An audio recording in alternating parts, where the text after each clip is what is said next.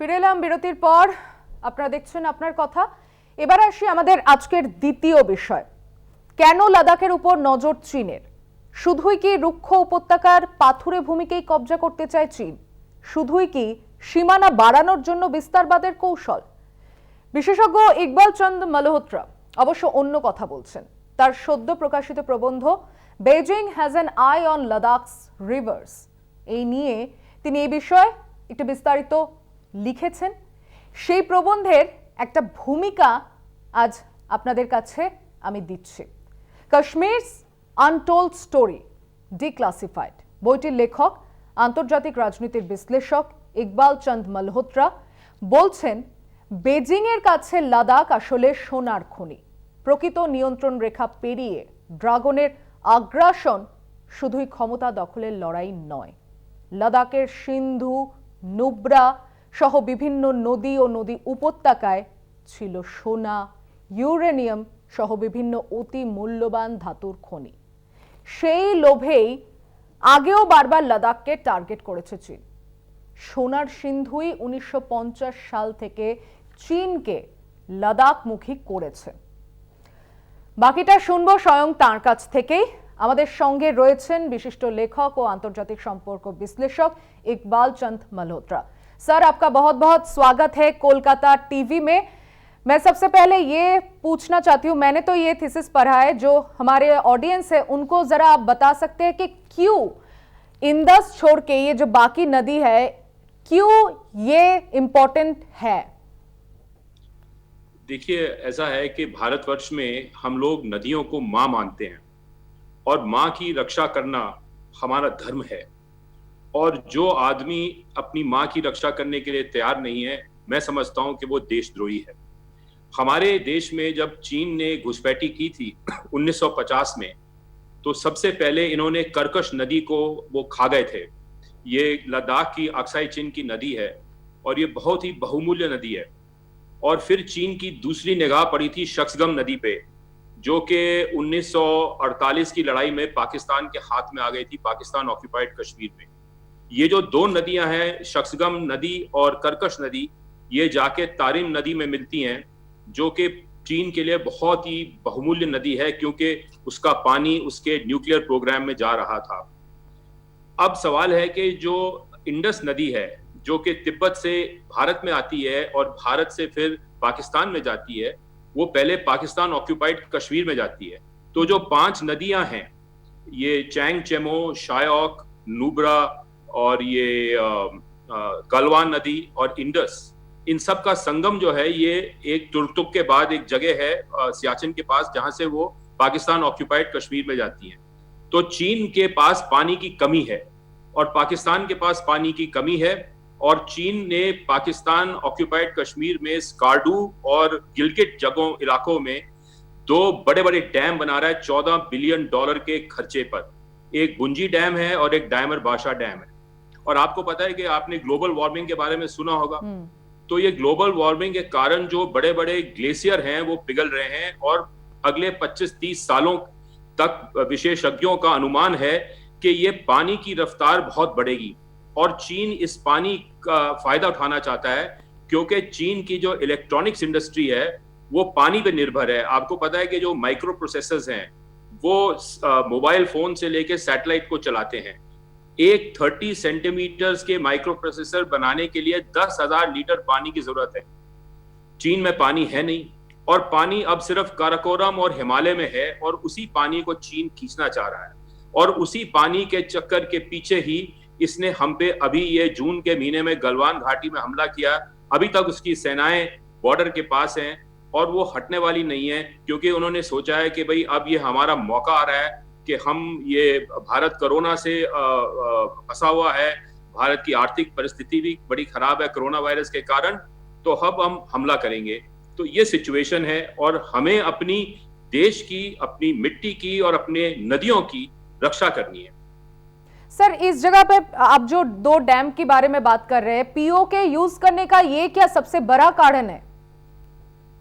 देखिए, PoK use करने का कारण यही नहीं है, क्योंकि क्या है कि चीन का जो तेल है उसका 90% तेल मिडिल ईस्ट से आता है और ये सिंगापुर के पास स्ट्रेट ऑफ मलक्का से जाता है। वो स्ट्रेट ऑफ मलक्का सिर्फ 10-15 किलोमीटर चौड़ा है और उस स्ट्रेट ऑफ मलक्का को भारतीय नौसेना और अमेरिकी नौसेना और जापानी नौसेना उसको ब्लॉक कर सकते हैं, चीन के सुपर टैंकर्स को ब्लॉक कर सकते हैं। तो चीन ने एक ऑल्टरनेट रास्ता चुना कि उन्होंने ग्वादर से, पाकिस्तान में वहां पे एक बेड़ा है, पोर्ट है, वहां से उन्होंने पाइपलाइन लेके जा रहे हैं सिंकियांग तक चीन में, जो कि चाइना ये पीओके के थ्रू जाती है और उस पाइपलाइन में एक पाइपलाइन में तेल जाएगा, एक में गैस जाएगा।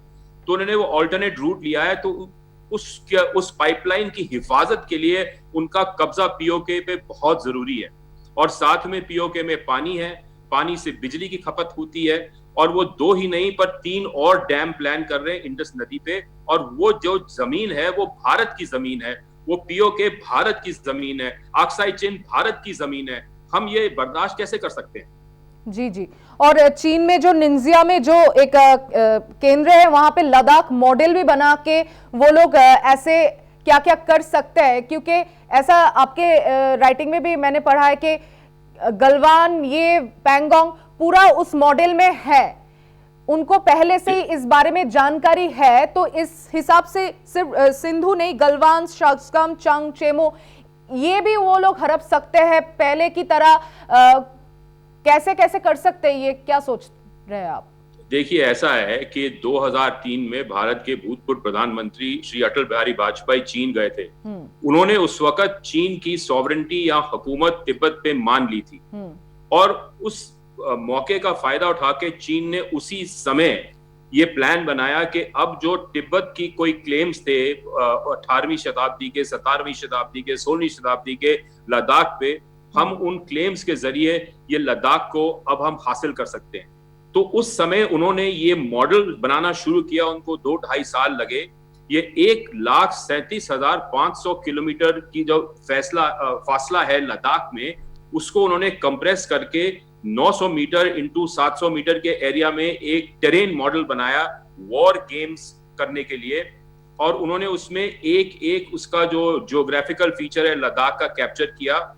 ये बात गूगल अर्थ के सैटेलाइट्स के जरिए 2006 में प्रकट हुई और बड़ा इस पे विवाद हुआ ब्लॉगर्स का इंटरनेट पे कि ये क्यों बनाया गया है। तो फिर उनको पता चला कि ये इन्होंने एक मॉडल बनाया लद्दाख का। तो वो 2006 से प्लान बना रहे हैं। जब उन्होंने 2013 में चुमार वाली में उन्होंने घुसपैठी की, उसके बाद डेप्सांग में 2014 में घुसपैठी की, उसके बाद अभी उन्होंने घुसपैठी की यहाँ पे गलवान वैली में और पैंगोंग सो में। ये सब टेस्ट करने के लिए कि भारतीय सरकार जो है वो कैसा रिस्पांस देती है, वो क्या सीना तान के उनका सामना करेगी, इस चुनौती का सामना करेगी कि वो पीछे हटती जाएगी। क्योंकि उन्होंने पिछले 15 सालों में हमें आर्थिक एक जकड़े में ले लिया है और हम उससे निकल नहीं सकते। तो ये उनका टेस्ट था। तो ये मॉडल से ये साबित होता है कि जैसे कि 1954 में जब ये पंचशील एग्रीमेंट बना था, तो उसके बाद में चाइना ने ये तिब्बत को पूरी तरह से खा लिया था और फिर वो आगे अक्साई चीन में भी आए थे। अब ये 2003 के एग्रीमेंट के बाद में ये फिर आगे बढ़ने की कोशिश कर रहे हैं, क्योंकि ये समझते हैं कि ये उनका हक है।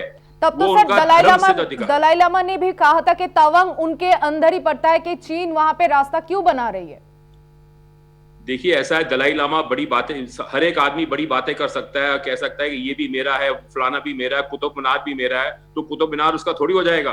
तो इसी तरह से तवांग का कहने से चीन का थोड़ी हो जाएगा। जो चीन कहता है कि ये हमारी जमीन है, तो ऐसे थोड़ी हो जाएगी। अब जो हम में दम है, हम में साहस है, तो हम चीन का सामना मुकाबला कर सकते हैं। हमें कोई कमी नहीं है, हमारे पास परमाणु हथियार है, हमारे पास दूसरे हथियार है, हमारे पास टेक्नोलॉजी है, इलेक्ट्रॉनिक हथियार है, सब कुछ है। लेकिन एक पॉलिटिकल विल होना चाहिए, एक साहस होना चाहिए कि हमने इस चुनौती का सामना करना है। जो हम इस चुनौती का सामना नहीं करेंगे तो हमें शर्म आनी चाहिए, हम दुनिया में किसी को मुंह दिखाने के लायक नहीं रहेंगे। तो सर, ये चुनौती का सामना करते हुए आसपास के जो देश है उनका साथ भी जरूरी होता है। जैसे हमने पिछले 6 साल में देखा है कि पाकिस्तान के साथ तो छोड़ ही दीजिए, श्रीलंका, बांग्लादेश, भूटान, नेपाल के साथ भी हमारा रिश्ता खराब होते जा रहा है।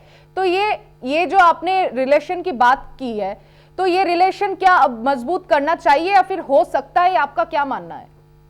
देखिए, परसों ही ईरान ने एक डील साइन की है चाइना के साथ में, और हमको चहाबहार रेलवे प्रोजेक्ट से बाहर निकाल दिया है।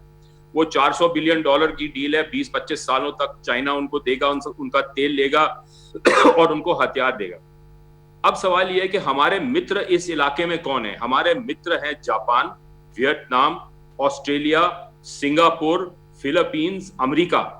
हम इन सब देशों के साथ मिलकर हमें एक संधि बनानी पड़ेगी, और उस संधि के आधार पे हमें चीन की चुनौती का सामना करना पड़ेगा। चीन के जो प्यादे हैं, पाकिस्तान उनका प्यादा है, नॉर्थ कोरिया उनका प्यादा है, अब इनका प्यादा नया बन गया ईरान। इन सब देशों का हमको ये अपने दोस्तों और मित्रों के साथ में इनका सामना करना पड़ेगा, और अलायंसेस बनाने पड़ेंगे, और मिलिटरीली हमें आगे बढ़ना पड़ेगा। अब ये नॉन अलाइनमेंट चलेगी नहीं। हमको अब अपने मित्र चुनने हैं, और मित्रों की सहायता के साथ में हमने चीन की चुनौती का सामना करना है। सर, मेरा एक लास्ट सवाल है आपसे। ये रूखी सूखी जो जमीन है, यहाँ पे ये जो रिवर्स है वही ताजगी लाते हैं, और ये इंडिया में ही है तो हमारा ही है, तो इसे बचाने के लिए आपकी नजर में सेना जो 365 डेज वहां पे लगातार काम करती है, आपके नजर में कितना मार्क्स देंगे आप? देखिए, सेना को तो मैं फुल मार्क्स दूंगा, लेकिन सेना के जो सियासी मालिक हैं उनको मैं मार्क्स फुल नहीं दूंगा। जब सेना को आप उनके हाथ बांधोगे और उनको कहोगे कि आप हाथ बांध के लड़ाई करो, ये कैसे हो सकता है? ये नामुमकिन है। आप सेना को मौका दो कि वो अपने आप जाके लड़े, और वो चीनियों को हरा देंगे।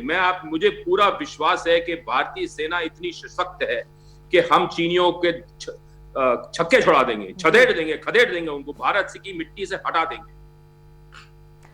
फिलहाल के लिए बहुत बहुत शुक्रिया স্যার। আমরা কথা বলছিলাম বিশিষ্ট লেখক এবং আন্তর্জাতিক সম্পর্ক বিশ্লেষক ইকবাল চন্দ মালহোত্রার সঙ্গে। লাদাখের নদীতে ড্রাগনের নজর, এই নিয়ে ওনার লেখা, সেই লেখার কিছুটা অংশ আপনাদেরকে আমি বলেছি এবং তার মুখ থেকেও শুনলাম।